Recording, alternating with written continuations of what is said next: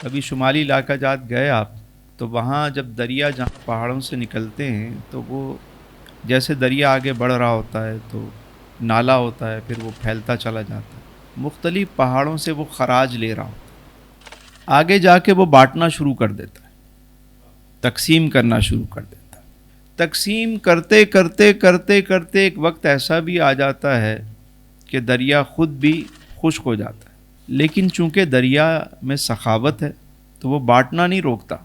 دریا جب خشک ہو جاتا ہے اس میں اتنی نمی ہوتی ہے کہ لوگ وہاں پہ اپنی فصلیں اگا لیتے ہیں، وہ فصلوں کو بھی سیراب کر دیتا ہے۔ 6 مہینے وہ دوسرا کام شروع کر دیتا ہے، دوسرے انداز سے بانٹنا شروع کر دیتا ہے۔ کیسے کہ لوگ فصلیں اگاتے ہیں، وہ فصلیں بھی بظاہر اس کے پاس پانی نہیں ہے لیکن وہ نمی بھی دے رہا ہوتا ہے، اور اس بانٹنے کے عمل کی وجہ سے قدرت اس کو دوبارہ بھر دیتی ہے۔ کچھ ٹائم گزرتا ہے کہ پھر پانی آنا شروع ہو جاتا ہے۔ تو اگر اللہ نے آپ کو سخی بنایا ہے تو پھر آپ سخاوت جاری رکھیں۔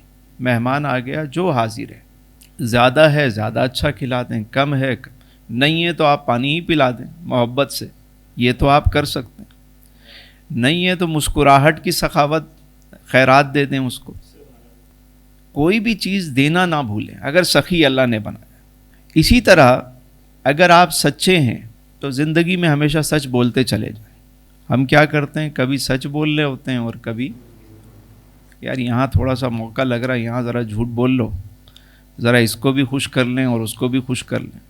یہ نہیں، اگر آپ سچے ہیں تو پھر سچ بولتے چلے جائیں، سچوں میں شامل رہیں، پھر جھوٹ کی طرف نہ جائیں۔